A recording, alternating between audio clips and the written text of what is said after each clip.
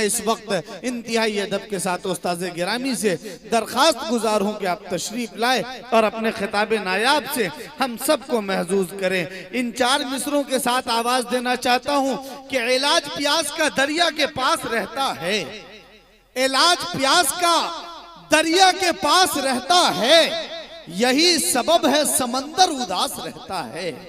इलाज प्यास का दरिया के पास रहता है, यही सबब है समंदर उदास रहता है। और बड़े ही प्यार से तहजीब देखती है इसे, ये कौन बस्ती में सादा लिबास रहता है, ये कौन बस्ती में सादा लिबास रहता है।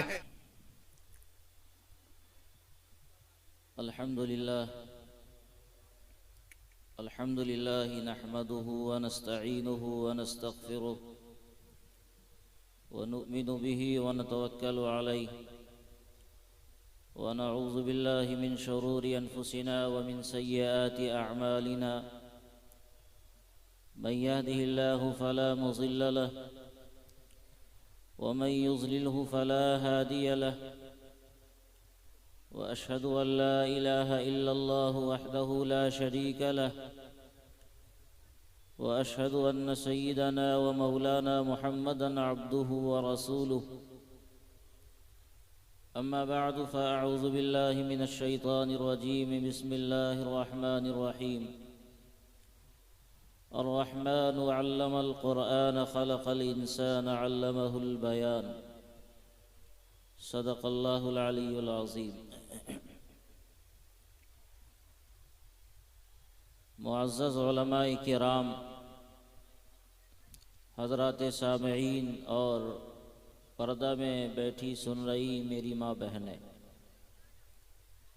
कुरान करीम की निस्बत से हमारा आपका जमा होना हुआ और आपने मदरसा मजीदिया हमीदिया तालीमुल कुरान में कुरान करीम की हिफ्ज़ की तकमील करने वाले बच्चों पर उनके सरों पर दस्तारबंदी का अमल देखा। यकीनन ये लम्हा हमारे लिए बाइसे सुरूर भी है, बाइसे सआदत भी है। कुरान करीम जो भी हासिल कर लेता है, अल्लाह रब्बुल इज़्ज़त उसे दुनिया में भी एज़ाज़ बख्शते हैं और कल क़यामत के दिन भी अल्लाह ताला उसे एज़ाज़ से नवाजेंगे। इसलिए हमारी ज़िम्मेदारी है कि अपने आप को कुरान करीम से जोड़कर, कुरान करीम को अपनी ज़िंदगियों में उतार कर, कुरान करीम को अपनी ज़िंदगियों का ओढ़ना बिछौना बनाकर हम ज़िंदगी गुजारने वाले बने। जिस आयत करीमा की तिलावत की गई, बहुत मशहूर सूरे की वो इब्तिदाई आयतें हैं। सूरे रहमान, जिसे हर वो बंदा जानता है जिसने अपने हाथ में कुरान करीम को लिया है और छुआ है। इस सूरे की ये इब्तिदाई आयतें हैं जिसमें अल्लाह रब्बुल इज़्ज़त ने सबसे पहले अपना तारुफ फरमाया, अर्रहमान अल्लमल कुरान। रहमान ने कुरान सिखलाया है। कुरान करीम जो हमें सिखलाया गया, कुरान करीम जो हम पर नाजिल किया गया, कुरान करीम जो हमारे बीच भेजा गया, ये अल्लाह रब्बुल इज़्ज़त की सिफ़त रहमत का तकाज़ा है। अल्लाह ताला को अपने बंदों पर रहम आया, अल्लाह को अपनी इस मखलूक पर रहम आया तो अल्लाह ताला ने कुरान करीम को नाजिल फरमाया और इंसानियत को कुरान करीम की तालीम से नवाजा गया। कुरान करीम ने अपना तारुफ भी खुद फरमाया कि उसे नाजिल करने वाली ज़ात अल्लाह रब्बुल इज़्ज़त की है।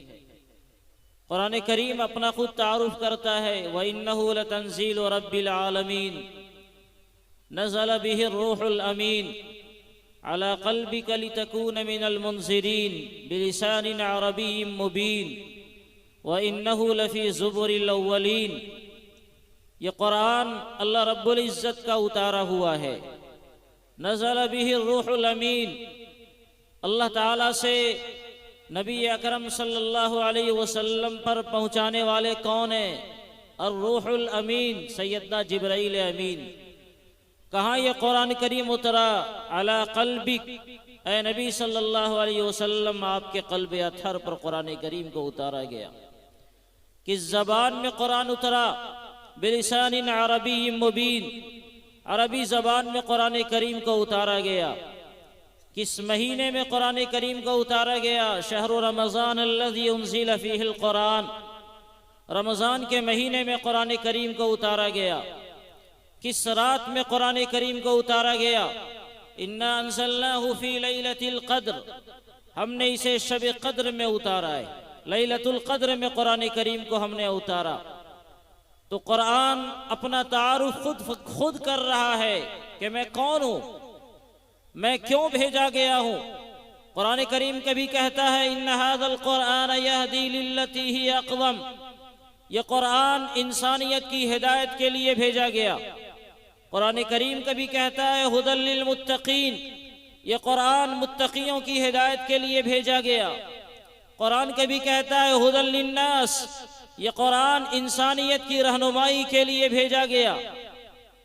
तो कुरान अपना तारुफ खुद अपनी ज़बान में कुरान कर रहा है।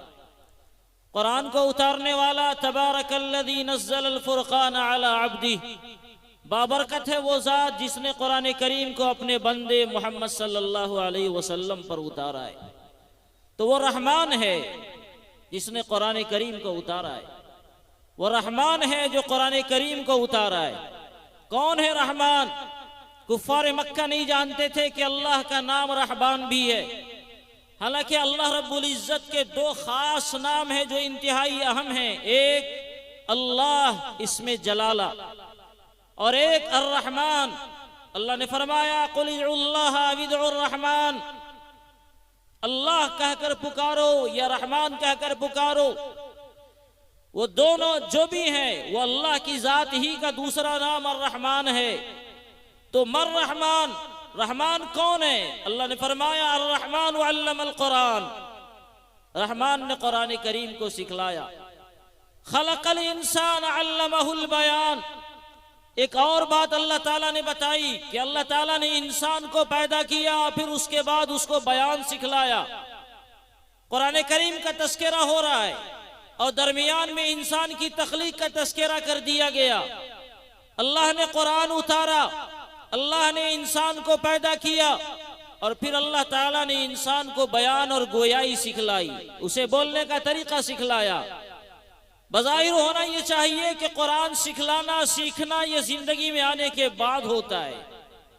तो कुरान करीम को यूं कहना चाहिए अर्रहमान खलकल इंसान अल्लमल कुरान अल्लमहुल बयान।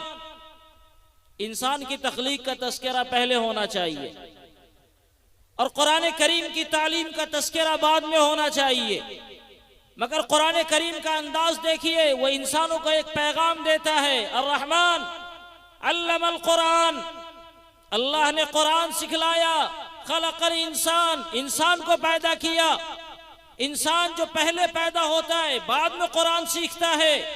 कुरान करीम ने पहले तालीम कुरान का तस्करा किया, बाद में तख्लीक इंसानियत का तस्करा किया है। मुफस्सिरीन लिखते हैं कि हमारी पैदाइश का मकसद है कुरान करीम की तालीम।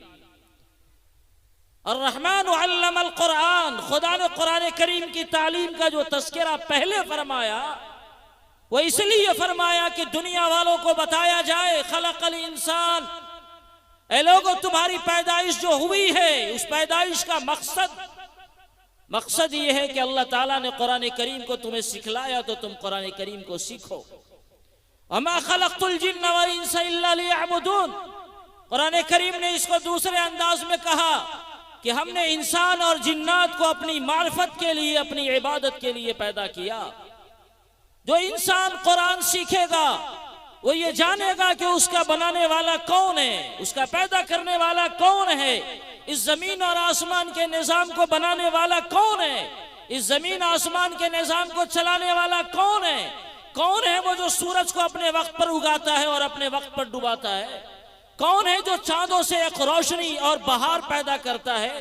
कौन है जो आसमान से बारिशों को बरसाता है? कौन है जो जमीनों को लालाजार बनाता है, गुले गुलजार बनाता है? कौन है वो? कुरान करीम कह रहा है अल्लमल कुरान, ये सब कुरान सिखलाएगा कि रहमान ये सब करने वाली जात है। कुरान करीम की तालीम, कुरान करीम के साथ अपनी जिंदगी की वाबिस्तगी, कुरान करीम से हमारा लगाव, कुरान करीम को हमें अपनी जिंदगियों में डालना, ये वो फरीजा है जिस फरीजे का मुतालबा कुरान करीम ही हमसे कर रहा है। ये नहीं है ये कोई अफसाना है, नहीं, खुद कुरान करीम ने मुतालबा किया कि लोगों तुम्हारे बीच में कुरान उतारा गया, तुम साहिब कुरान बनकर जिंदगी गुजारो। तुम कुरान हो मगर साहिब कुरान बनकर जिंदगी गुजारो। कुरान करीम तुम्हारे बीच में उतारा गया। अम्मा आयशा सिद्दीक़ा रज़ियल्लाहु ताला अन्हा से पूछा गया, नबी अकरम सल्लल्लाहु अलैहि वसल्लम के औसाफ व अखलाक क्या थे? तो माँ आयशा ने फरमाया, क्या तुमने कुरान नहीं पढ़ा? कान खुल्क़ुहु अल कुरान, हुजूर अलैहिस्सलातु वस्सलाम सरापा कुरान थे। जो तुम कुरान करीम में पढ़ रहे हो उसकी अमली तस्वीर अगर देखना है तो ज़ाते मुहम्मदी सल्लल्लाहु अलैहि वसल्लम में देखो।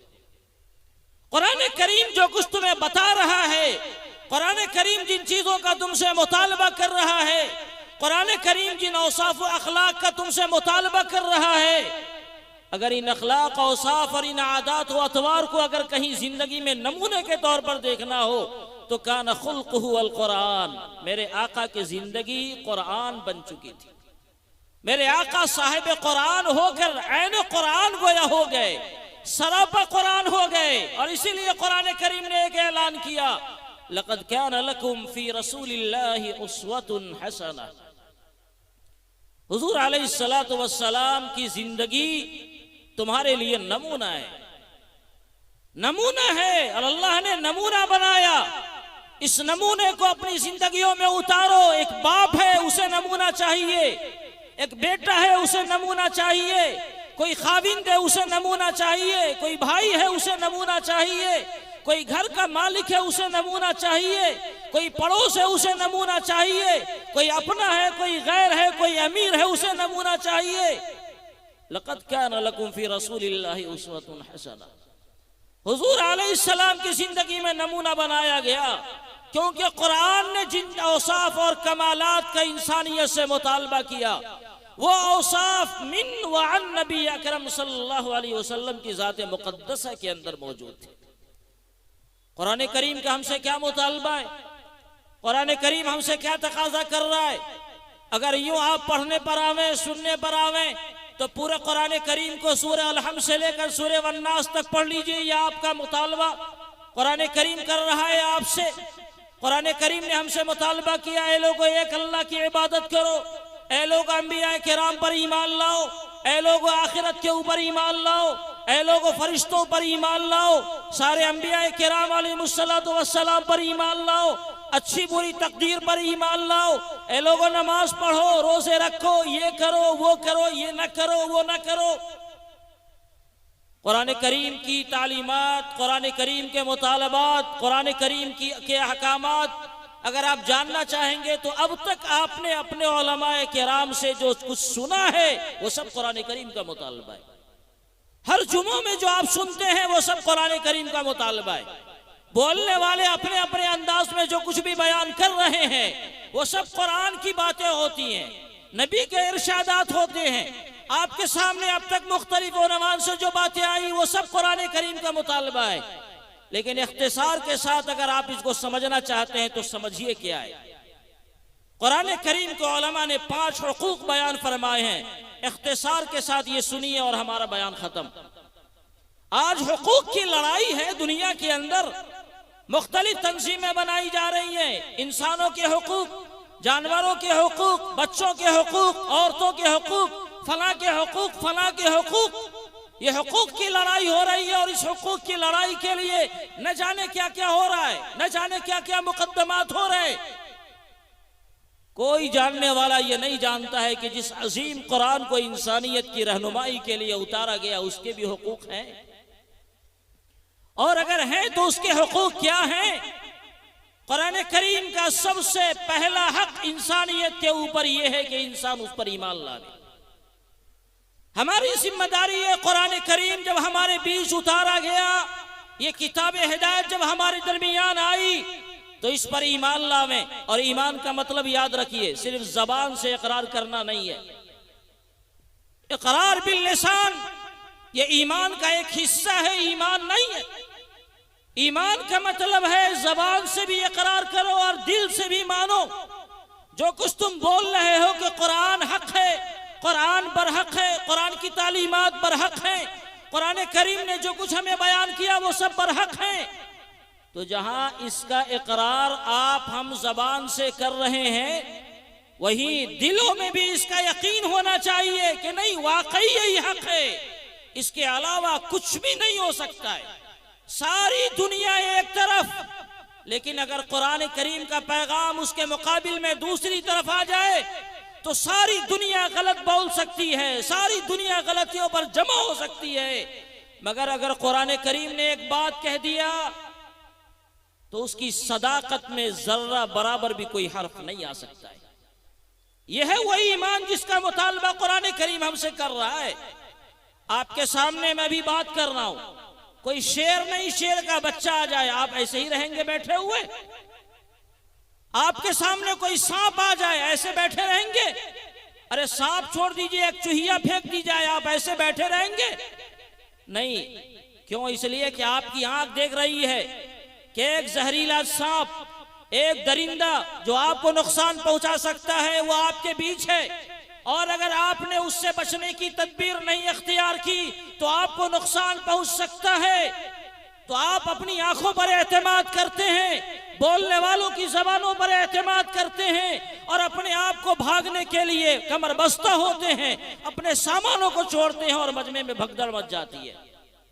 लेकिन वही कुरान करीम कह रहा है, ए लोगों, ये काम करोगे तुम्हारा खुदा नाराज होगा, जहन्नम के अज़्द है, तुम्हें हलाक करने को तैयार है।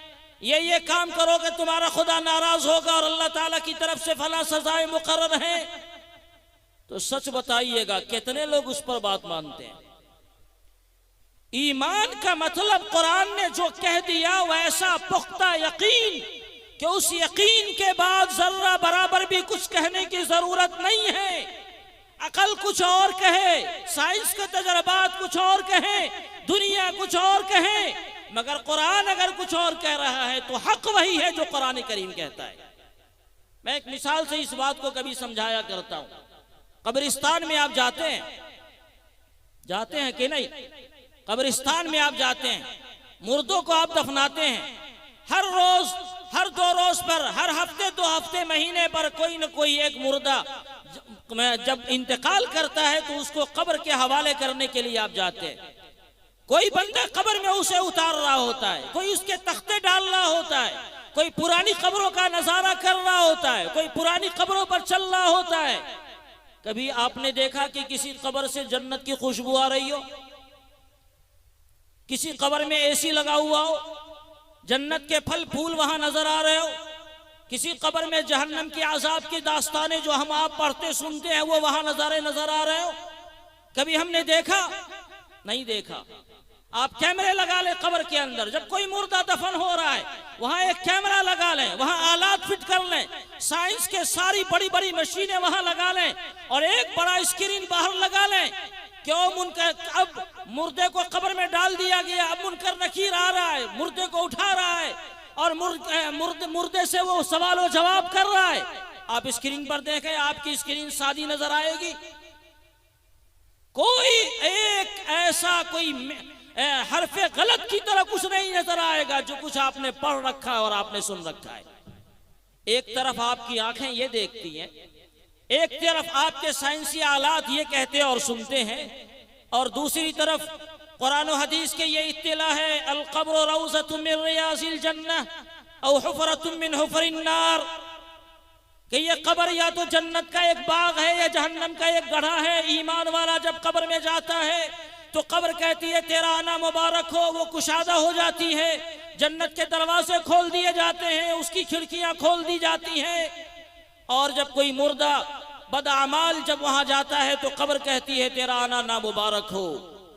अब बताएं, एक तरफ मुखबिर सादिक सल्लल्लाहु अलैहि वसल्लम का फरमान कि इस कब्र में इस तरह के हालात पेश आते हैं, और दूसरी तरफ हमारी आंखें देख रही हैं कि हमने कुछ देखा ही नहीं।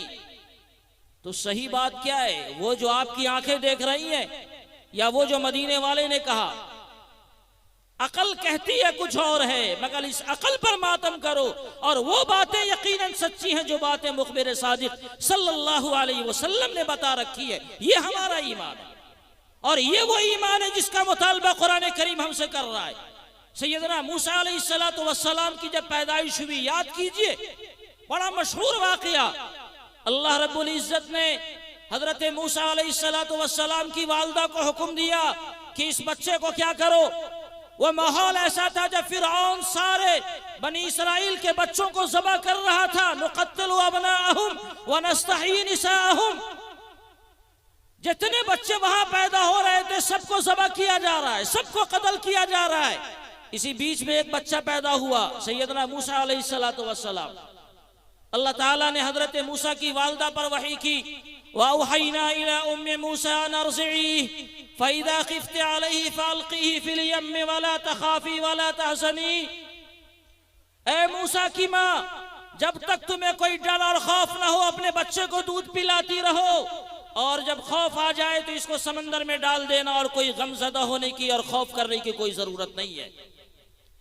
अब हजरत मूसा की वालिदा कह सकती है, खुदाया जब ये बच्चा मुस्तकबिल का नबी बनने वाला है, खुदाया जब इस बच्चे के हाथ इंसानियत की हिदायत होने वाली है, तो ये तो तय है कि फिरऔन अपने तमाम लाओ लश्कर के साथ इस बच्चे तक नहीं पहुंच सकता, तो इसको समंदर में डालने की क्या जरूरत है। आप चाहें तो घरों में भी इसकी हिफाजत हो सकती है, आप चाहें मैं इसे घर में छिपा कर रख दूं और आपकी कुदरत से फिरऔन दूर रहे, वो अपने लश्करों के साथ यहाँ ना आवे। आप चाहें तो मैं इसे छत पर रख दूं ताकि कोई फिरऔन का लश्कर यहाँ ना पहुंच सके। या अल्लाह, ये कैसा हुक्म है कि हमारे बच्चे को समंदर में डालने का हुक्म दिया जा रहा है। और समंदर में डालना है कहाँ? ताबूत के अंदर, संदूक के अंदर समंदर में डालना है। अब आप गौर करें, अकल लगावें, उस ताबूत को अगर हर तरफ से पैक कर दिया जाए तो ऑक्सीजन का मसला पैदा हो जाएगा, कोई हवा नहीं आएगी, बगैर ऑक्सीजन के बच्चे की जिंदगी खतरे में पड़ेगी। और अगर ऑक्सीजन के लिए कोई सुराख बना दिए जाए तो फिर पानी उसमें दाखिल होगा, उसमें भी बच्चे की जिंदगी खतरे में पड़ेगी। क्या कहती है अकल? अकल क्या कहती है? अकल का इम्तिहान है कि बच्चे को समंदर में न डाला जाए, हर हाल में उसकी जिंदगी खतरे में है। अगर समंदर को, अगर ताबूत को पैक कर दिया जाए तो भी खतरे में है, उसे खुला रखा जाए तो भी खतरे में है। अकल ये कहती है बच्चे की जहां तक हो सके घर में हिफाजत की जाए। लेकिन अल्लाह ताला का हुक्म आया कि ऐ उम्मे मूसा फ़इज़ा ख़िफ़्ति अलैहि फ़अल्क़ीही फ़िल यम, समंदर में डाल देना है जब तुम्हें खतरा हो कि कोई फिरौनी आएगा। चुनांचे सैयदना मूसा की वालिदा ने अपनी अकल के तकाज़ों को अलग किया और हजरत मूसा अलैहिस्सलातु वस्सलाम को समंदर में डाल दिया। क्या हुआ? हजरत मूसा डूब गए, तनफ्फुस की वजह से उनका इंतकाल हो गया? नहीं, अकल हैरत ज़दा होकर देखती रह गई, और हुआ वो जो अल्लाह रब्बुल इज्जत ने चाहा। वो मूसा जिनके कत्ल की प्लानिंग के लिए फिरौन ने हजारों बच्चों को कत्ल किया था, उसी मूसे की परवरिश फिरौन के दरबार में होती है और पूरे शान शौकत के साथ होती है। और फिर उसी बच्चे को अल्लाह रब्बुल इज्जत हजरत मूसा की वालिदा को हवाले कर देता है, लिकई तकर्र ऐनुहा वल, ताकि उनकी आंखें ठंडी हों, वलितअलम अन्न वअदल्लाहि हक़्क़ुन वलाकिन्न अक्सरहुम ला यअलमून। हजरत मूसा को समंदर में डाला गया और फिर वहां से दोबारा फिरौन के दरबार से होकर उम्मे मूसा के हवाले किया गया। उलमा ने एक बड़ी अजीब बात लिखी, किसी का ईमान उम्मे मूसा जैसा हो, अपने अक्ल के तकाज़ों को वो साइड कर दे, दुनिया के तजर्बात को वो साइड कर दे, रिश्तेदारों के तकाज़ों को वो अलग कर दे और कुरान और हदीस के हुक्म पर वो अमल करे, तो अल्लाह रब्बुल इज्जत उसे दोहरा इनाम अता फरमाता है, जैसे उम्मे मूसा को दोहरा इनाम अता किया गया। एक तो उनका बच्चा उन्हें मिल गया और दूसरे फिरौन की तरफ से बाज़ाब्ता वजीफा भी मुकर्रर हो गया। उन्हें पता नहीं था कि ये मूसा की माँ है।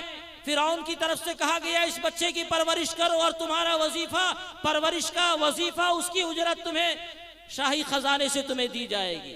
बच्चा भी वापस मिला और हर महीने बिला किसी इसके उजरत भी मिल रही है, मुआवजा भी मिल रहा है। ये वो ईमान है जिस ईमान का तकाजा अल्लाह ताला हमसे फरमाता है। इसी सैयदना मूसा अलैहिस्सलाम के वाकयात की जिंदगी को थोड़ा और आगे बढ़िए। फिरौन ने मुकाबला किया, हजारों जादूगर वहां मौजूद है, 70,000 जादूगर मौजूद हैं फिरौन हजरत मूसा अलैहिस्सलाम का मुकाबला करने के लिए, और हजरत मूसा अकेले हैं अपने भाई के साथ, कोई साथ देने वाला वहां मौजूद नहीं है। क्या हुआ? सारे जादूगरों ने अपनी अपनी लाठी फेंकी, पूरे मैदान में सांप और अजदहे रेंगते हुए नजर आने लगे। हजरत मूसा अलैहिस्सलाम के पास एक आसा, एक लाठी मौजूद है। अकल क्या कहती है? पूरे मैदान में सांप दौड़ रहे हैं और तुम्हारे पास बचने को कुछ भी नहीं है सिवाय एक लाठी के। उस लाठी को मजबूती के साथ संभाल कर रखो, नहीं रखोगे कोई सांप तुम्हारे ऊपर हमला करेगा, अपने आप को बचा नहीं सकोगे। लाठी को मजबूत पकड़ो ताकि कोई सांप अगर हमला करे तो उसका सर कुचल दो। अकल तो ये कहती है, मगर अल्लाह ताला का हुक्म है वअवहैना इला उम्मे मूसा अन अलक़ि असाक, हमने मूसा को वही की कि अपनी लाठी भी फेंक दे, तुम्हारा जो सहारा है वो सहारा खत्म हो जाए, फिर देख हमारी कुदरत का क्या होता है। ये वो ईमान है। हजरत मूसा अलैहिस्सलाम ने अपनी लाठी फेंकी और देखते ही देखते ये अजदहा बन गया और सारे जादूगर ईमान ले आए। ईमान का तकाजा ये बोलता है, ये है कुरान करीम पर ईमान। कुरान हमसे कह रहा है कामयाबी इस राहों में है, कुरान कह रहा है नाकामी इन राहों में है। कुरान कहता है कामयाब होने वाला वो है जो जन्नत का हकदार हो गया और जहन्नम से बचने वाला हो गया। लेकिन मेरे भाइयों, मेरे बुजुर्गों और दोस्तों, हमारे यहाँ कामयाबी क्या है? हमारे बच्चे को डिग्री मिल जाए, हमारे बच्चे को फला मिल जाए, हमारे औलादों को नौकरियां मिल जाए, हमें जमीन जायदाद हो जाए, हमें फला हो जाए। दुनिया की सबको फिक्र है, अगर फिक्र नहीं है तो किसी को इसकी कि मेरे बाद मेरा क्या होगा और मेरी औलादों के बाद मेरी औलादों का क्या होगा।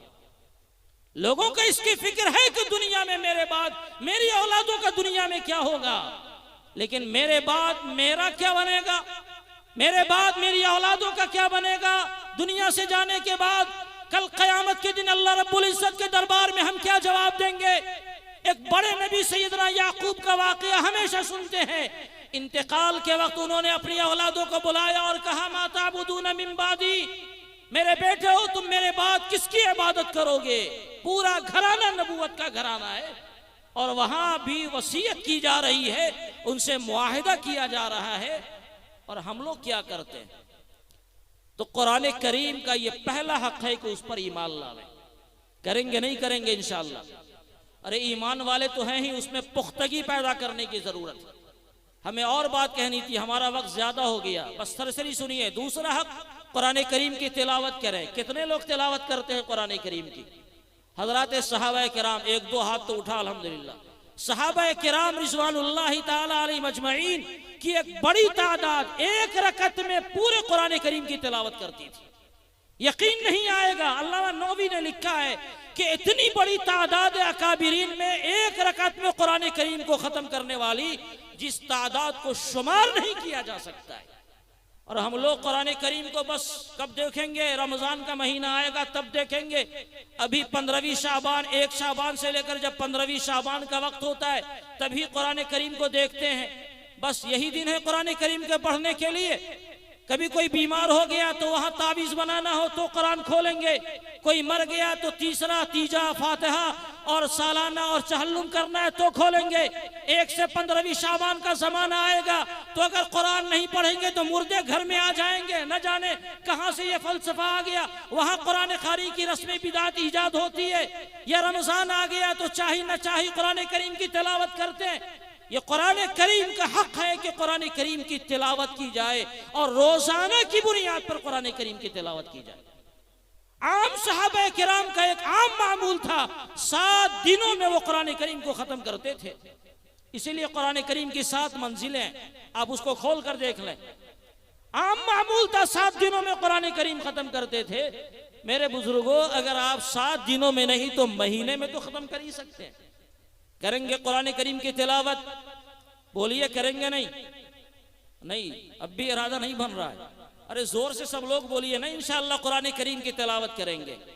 तीसरी चीज कुरान करीम पर अमल करना है। चौथी चीज कुरान करीम में तदब्बुर करना है। पांचवी चीज कुरान करीम के पैगाम को दुनिया वालों तक पहुंचाना है। इंशाअल्लाह इसकी तफसीलात आपके सामने आती रहेंगी। ये है कुरान करीम के हुकूक, जिसको अगर हम अदा कर रहे हैं तो यकीनी मानों में हमने कुरान करीम से अपना रिश्ता जोड़ा और कुरान करीम ने जो मुतालबा हमसे किया उस मुतालबे को हम अदा कर रहे हैं।